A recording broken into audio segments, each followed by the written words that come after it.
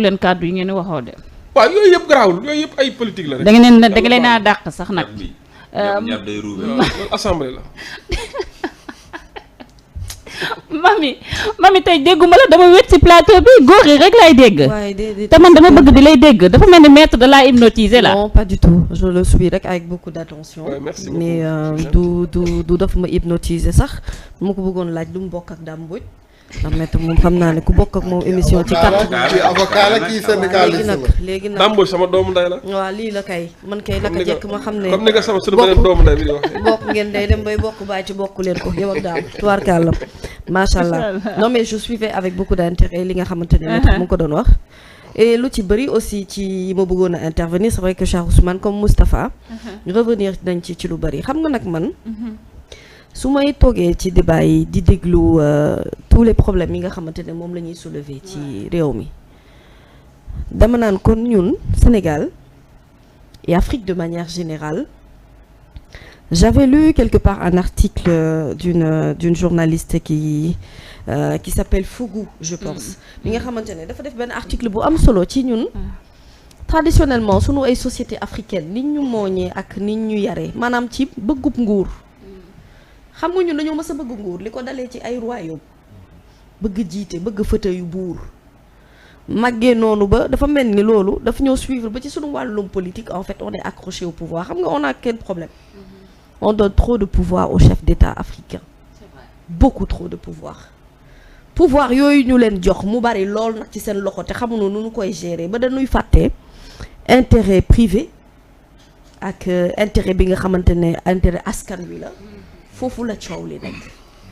booy xool ba ci 7 sages yi ñuy wax ni ils sont nommés par décret par le président de la République j'ai même envie de demander à Maître Tall ndax loolu rek nomination boobu ñoom 7 sages yi tey la ñuy door a nekk d'actualité mais ça fait un bon moment que les gens parlent de ces 7 sages là de cette nomination même par décret présidentiel qui pour moi déjà fausse la donne depuis le départ et je l'ai toujours dit jàpp naa ne dafa am loo xamante ne nii lu jëm ci wàllu volet judiciaire dañu ko war a jagleel pouvoir bi nga xamante ne moom moo ko war a gérer Afrique nag yaay nekk njiitu réew moo xam ne yaay buum mi yaay tànn ñi ngay nekkal te yaay def lu la neex te le président de la République Macky Sall deful benn exception à la règle par rapport ak lu fi jot a am non moom sax bu def sax dafa gën a garaaw ndax moom dépassé na Senghor de loin moom dafa ñëw ne man élection présidentielle boo xamante ne maa ngi ci réew mi man jiite ko may tànn candidat yi may demal moo am 2019 les gens ont laissé passer parce que bàyyi ba ñu ko bàyyi ci 2019 moo tax mu defaat ko rebelote en 2023 te gis nga bu ñuy amul fulla ak fayda la daloon ñee dana leen dal ñoom seen problème nag mooy il l'a dit c'est-à-dire ils ont un leader boo xamante ne dafa toog ci biir prison bi te balaa muy toog ci biir prison en réalité il a toujours eu les cartes en main di distribuer jeux yi nag di dox seen main di politique ak ñoom lu neex wax naa la ko fii benn jeudi nga koy ree ba xalangu mais c'est ça la vérité il ne fait que confirmer ce que les propos qu'on a dit pendant des lustres ci li nga xamante ne moom la ñuy gis ñuy far xam nga réew mi nag boo waxee ñu ne da nga am foo far ak da nga am foo féete waaye wax ji mooy xanaa kon réew mi kon maanaam mooy dëkk boo xamante ne kenn dootu fi waxati dëgg parce que li ñu fiy wax yi ak li ñu fiy àtte dëgg la ce sont des faits ce qui se passe dans ce pays c'est qu'il faut qu'on comprenne que état lu moomeelu doomu aadama te chaque jour que jëfee ma wax ni njiitu réew mi foofu mu toog ca palais de la république locataire la fa mu ko def du titre de propriété bu doon titre de propriété maître Abdoulaye Wade du jóg ci siège bu mu toog xajal ko moom mu jàll ci ay injustice yu mu dundal boppam te moom mu teg pire ñi nga xamante ne moom mooy adversaire yi mu war a jàkkaar lool xam nga wax ji yëpp li koy guddal ak li koy gàttal lan la mooy pour ñu mën a génn ci seen ci guute gi nga xam ne moom la ñu dugg il faudrait que aujourd'hui li nga xamante ne moo aajo ak wàllub yoon te ñu tàmbali ko gis ci décision de justice yi nga xam ne wàcc na fan yi te wax dëgg yàlla sénégalais yi ne alhamdulilah rabbil alamin ñu am yaakaar ne conseil constitutionnel dina jaar ci yoon boobu pour la toute bonne et simple raison que la justice a besoin de ça avant le peuple balaa askan wi di wax ni dañoo war ñoo réconcilier acte de justice déedéet ñoom justice yi seen jëmmi bopp ñoo war a retrouver wu par rapport ak système bi ni muy doxee te loolu pour man je jàpp naa ne c'est pas le combat d'une seule personne ce n'est pas seulement le combat de Ousmane Sonko ça doit être le combat de tout un chacun. Ouais, un combat de principe. Ouais. Parce qu'il ne s'agit pas encore une fois de plus dañu koy tooñ sax moom di ko tuumaal parce que dafa aay rek te bari xam-xam lool ci ni muy politiquer ba jaaxal leen ñoom mais question bi du moom ñoom est-ce que xam nga ne bu dee dañu war a defaat remise en question ñoom ñoo war a toogaat natt seen bopp xool ba xam ndax ñu dëgg-dëgg li ñuy def nii du ay acte cuune boobu ba tey gisuma fi benn acte ndaanaan bu tegu gisuma ko fi ni dans la façon de faire ni dans la façon de parler encore moins dans l'acceptation de la défaite parce que ndaanaan dëgg mooy nga nangu ne daanu naa man waaye nga wut yaan bay jaar mais na tegu ci yoon de pour nga mën a yëkkati ku wàcc ci kaw mais yow fan nga mës a gis roi des arènes bu nekk ci làmb ji na yow doo yegg teer bi ko fi Yékini bëggee def danu ko organiser ba mu baax de ko da ngay daanu par force luy problème bi lan moo tax nit ñi bëgguñu Lac de Guiers numéro 2 nekk roi des arènes fii muy dëkkee Leewtoo rek ñu dëkkee combat boo xam ne yow décision arbitrale kenn du fi bouger pour lan dafa am loo xam ne ci réew mi nit ñi dañu ko dee caaxaane te gis nga il s'agit de l'avenir d'un peuple sénégalais. Si aujourd'hui ñoom jàpp nañu ne li nga xamante ne moom la ñu nekk di def nii dëgg-dëgg mbir la moo xamante ne nit ñi bu ñu leen ci xoolee dañ leen ciy mën a naw déedéet c'est-à-dire que ñoom nawuñu leen ba ci seen comportement nu ñuy doxalantee ñoom seen biir BRT bi ñu doon testé démb Amadou Ba di dagg ruban boo génnoon sama bopp koñ ay xale yu ndaw nga fay gis sénégalais amuñu seen jot te pourtant BRT sooful nag. bus ya taaru nañ lool ba mel ni man. 370 bus ba Dakar dem dikk yi sax. tuwaarkaal sax waxuñ ci. c'est bien. waaw c'est bien non mais c'est-à-dire que xam nga lan moo tax. ñoom ils sont arrivés à ça. il faut comprendre que ils ont laissé de côté les questions essentielles d'existence des Sénégalais pour ne parler que de politique et faire de la mauvaise politique. moo tax bu ñu tegee acte bu baax nit ñi duñ leen faale.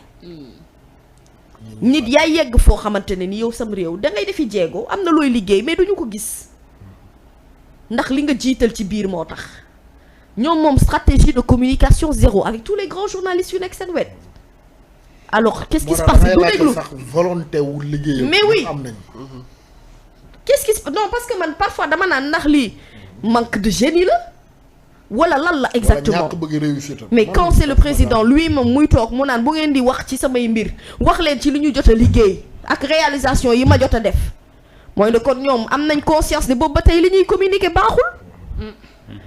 waa léegi nag bu ñu tolloo nag fu waykat bi doon wax naan li ngay tungu ne baaxul da ngay jéem a changer nag tama bi ngay tëggee. Si il est encore temps que le président Macky Sall sorte grandement. ci li nga xamante ne mooy mbir mi ni xew xam nga mooy lan mooy ne moom ci jëmmi boppam li mu wax ci ay kaddu mu dëppoo ak moom dinaa respecter toute décision de justice s'il vous plaît il y en a eu deux.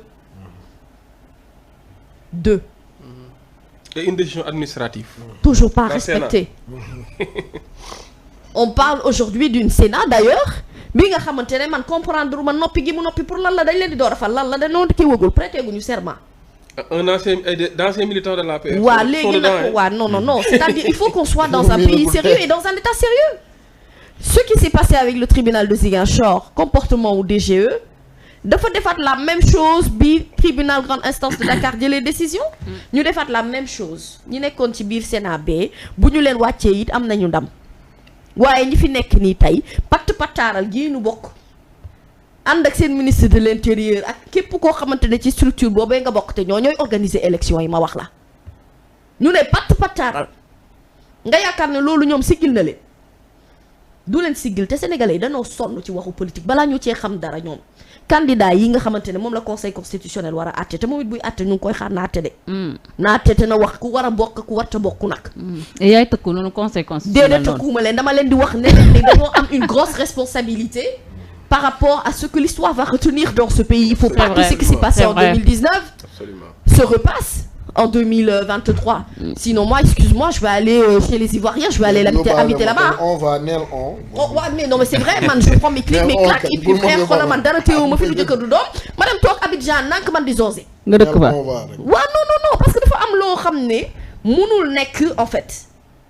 Lui, il peut pas diriger ce pays pendant 12 ans di dem di nu tànnal kum nuy bàyyil. Ce n'est pas son rôle, ce n'est pas sa responsabilité. On le remercie pour tout ce qu'il a fait, service rendu à la nation.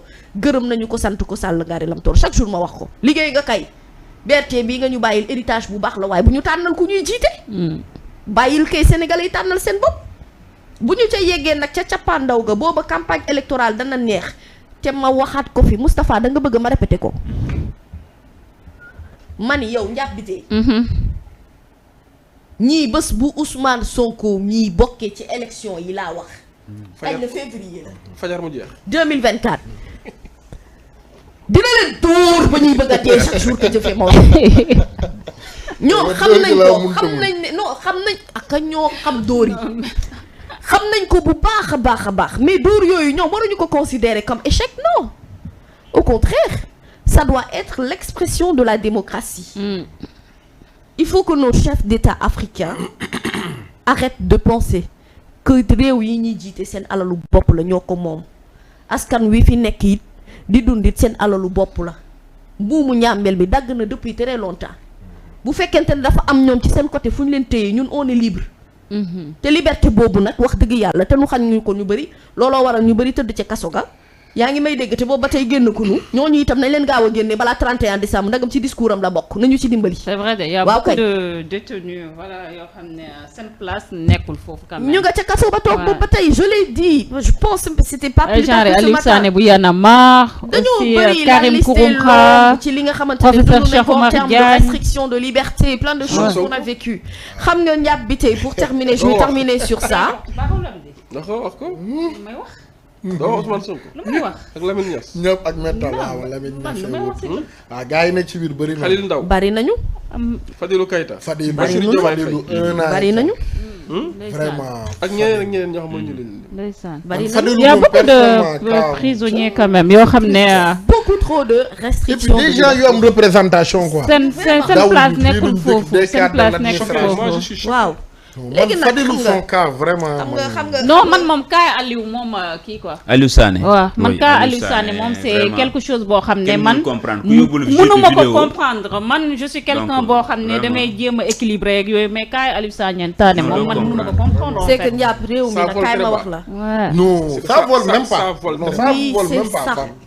c'est-à-dire que xam dafa am loo xamante ne ni amul explication Bon, mais yéen dëkk bi en réalité kaaw Aliou Sané moo la touché mais il y a beaucoup de cas prisonniers yoo xamante ne en fait yow mënoo comprendre lan moo la réew mi daal man daal La man dame mi qui était sortie chez elle. Amidia gars wala yi c'était xool pas elle bracelet saagam gis fa bracelet la jàpp ko yóbbu. noonu lañ ko jàppee. gis nga yaay ji wax na ko. mais xoolal loolu C'est ay grave bind quand ay même. bind ci sa sànq page léegi ñu Facebook may ñu ne la envoyé benn kaay information sa mbuur ci mairie bi dafa am benn femme bu demoon ci jël ay extrait de naissance ba mu demee ki ko waroon jox extrait yi gis ni mu ngi takk bracelet Pastef mu xotti extrait yëpp si kanam sànni ko léegi ñu may jox information bi léegi Ah bon? ci mairie bu Mbour quoi.